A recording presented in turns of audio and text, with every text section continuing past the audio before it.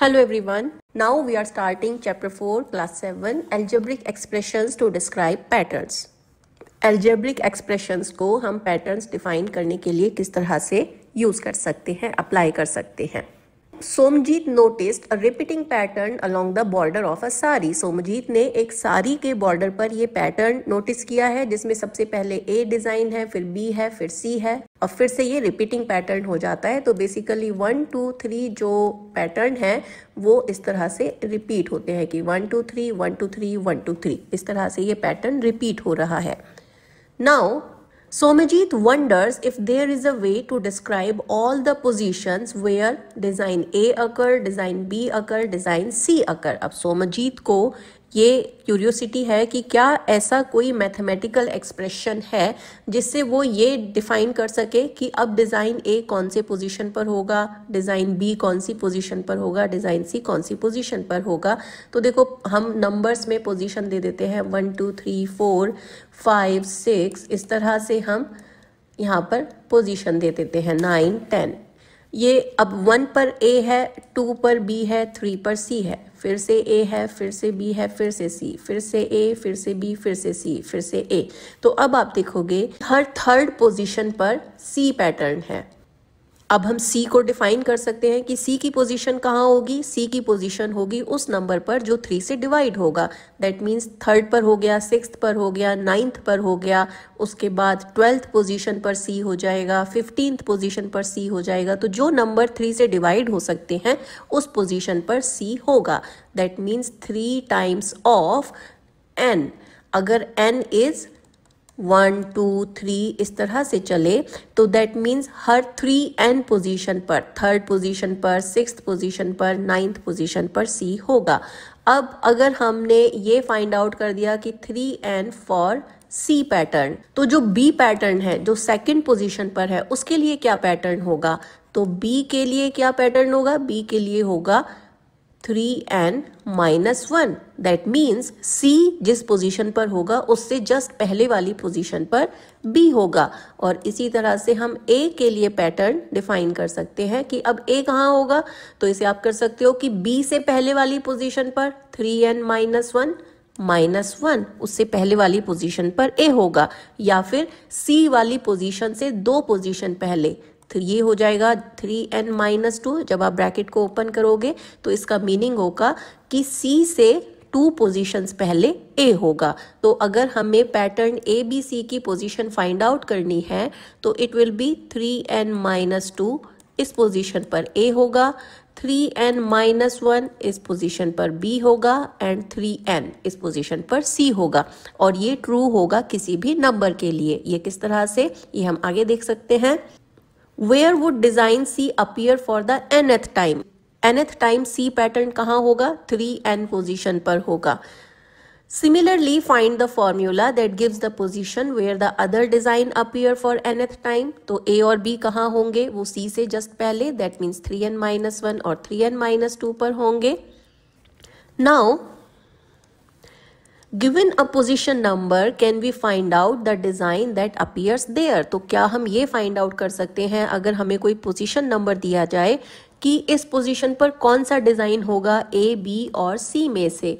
तो A के लिए हमारी पोजीशन है 3n-2, B के लिए हमारी पोजीशन है 3n-1 और C के लिए हमारी पोजीशन है 3n. इस तरह से हम इसे डिफाइन कर सकते हैं. तो अब हमसे पूछा गया है कि विच डिज़ाइन अपीयर्स एट पोजीशन 122. तो सबसे पहले आप चेक कर लो कि क्या ये नंबर 3 से डिविजिबल है. It is not divisible by 3. अब 3 से डिविजिबल नहीं है तो इस पोजीशन पर C पैटर्न तो नहीं आएगा. अब इससे नेक्स्ट कौन सा नंबर आएगा, दैट विल बी 123. क्या ये 3 से डिविजिबल है, तो यस ये 3 से डिविजिबल है, तो इस पर C पैटर्न आएगा. तो 123 पर C पैटर्न आएगा, तो 122 पर कौन सा पैटर्न आएगा, इस पर पैटर्न B आ जाएगा. तो pattern B will be here, क्योंकि ये 3n-1 दैट मीन्स जो C की पोजीशन है उससे एक कम पोजीशन है, तो that is why B will be here.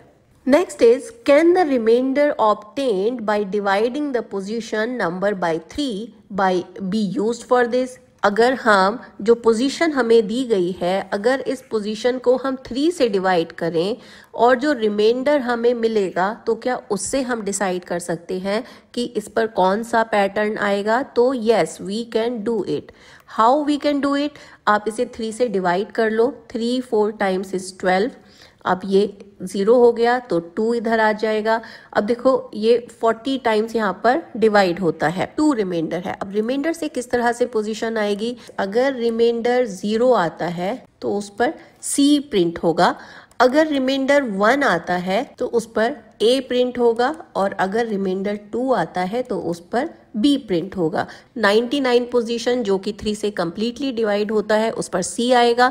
122 जिसमें रिमाइंडर 2 आता है तो उसमें B आएगा, और 148 जिसमें रिमाइंडर 1 आता है उसमें A आएगा। तो that will be your answer. Now next is use this to find what design appears at position 99, 122 and 148. तो ये जो टेबल दी गई है ये नेक्स्ट क्वेश्चन के लिए दी गई है जो हम ऑलरेडी सॉल्व कर चुके हैं। Now let's move ahead. Now next is patterns in a calendar. एक कैलेंडर में patterns. Here is a calendar of November 2024. यहाँ पर नवंबर 2024 का कैलेंडर दिया गया है। Consider a 2x2 square. इसमें हमें 2x2 square find out करना है as marked in the calendar. The number in this square show an interesting property. ये एक कैलेंडर है। Let's take the marked 2x2 square. अब एक 2x2 square लिया गया है तो this is 12, 13, 19, 20. ये यहाँ पर 2x2 का एक square ले लिया गया है। Consider the numbers lying on the diagonals 12 and 20. ये diagonal that means इस तरह से ये 12 और 20 नंबर हैं, और दूसरे डायगोनल में 13 और 19 ये नंबर हैं। फाइंड देयर सम्स, इनका सम्स 12 और 20 का सम ये हो जाएगा 32, और 13 एंड 19 इनका सम हो जाएगा 32। दोनों का सम 32 हो गया। So what do you observe, they are equal. Yes, they are equal.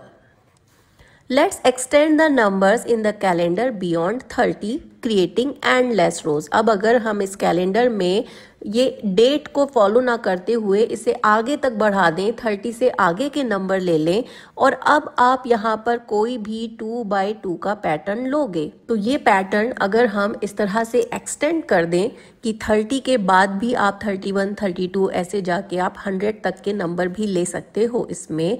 So will the diagonal sums be equal in every 2x2 square in this endless grid. तो आप चाहे जो भी 2x2 स्क्वायर चूज करो, क्या उसमें डायगोनल सम इक्वल होगा। How can we be sure, ये हम किस तरह से श्योर कर सकते हैं।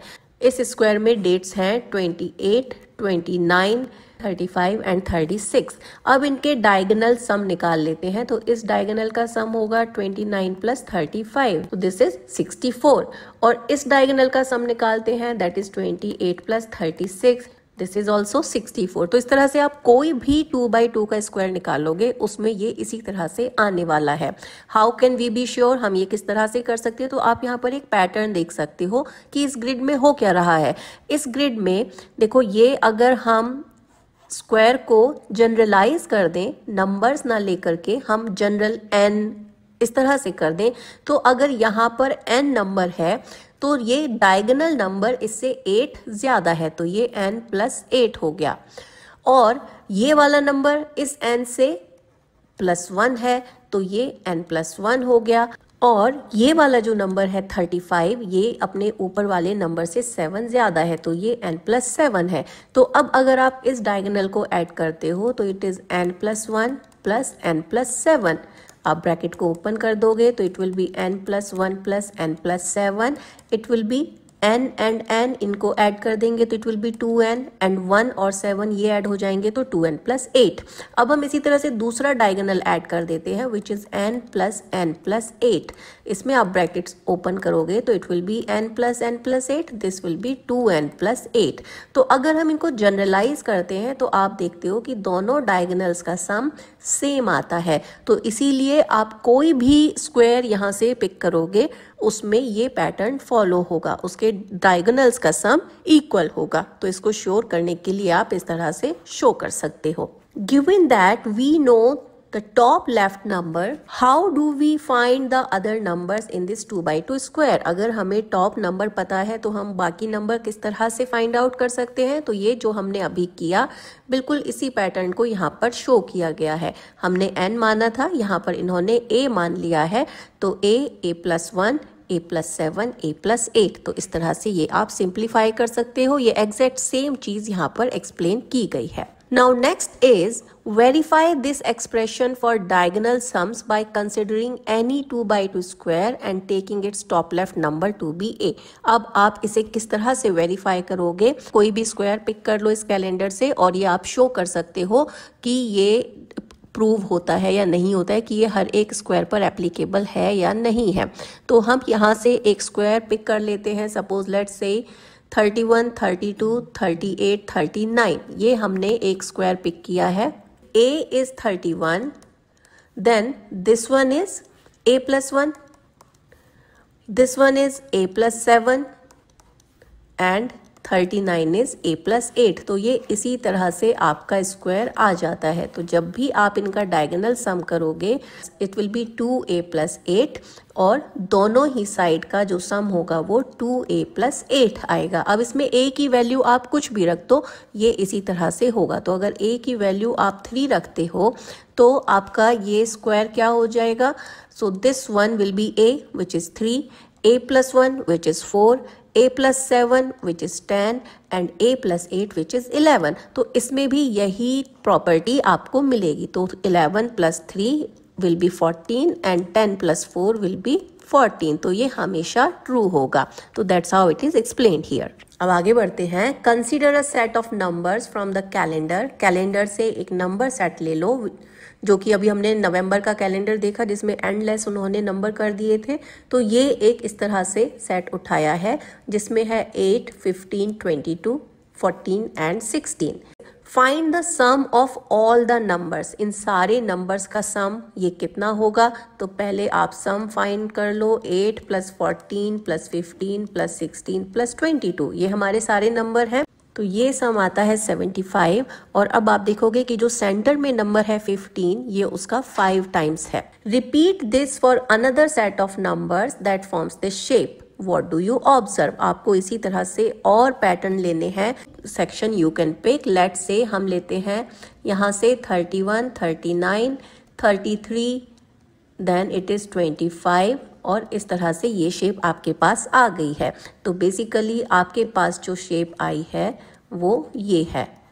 अब इसमें जो नंबर्स हैं ये है 25, 32, 39, 31 एंड इसका सम आता है 160। जिस तरह से यहाँ पर ये 15 का 5 टाइम्स था, इसी तरह से 32 का 5 टाइम्स आपको 160 मिलेगा। तो इस तरह से आप कोई भी पैटर्न अगर पिक करोगे, अगर आप ये पैटर्न पिक करते हो और इन नंबर्स को आप ऐड करते हो तो यहाँ भी आपको जो सम मिलेगा वो 21 का 5 टाइम मिलेगा, क्योंकि सेंटर में 21 है। This pattern is always true.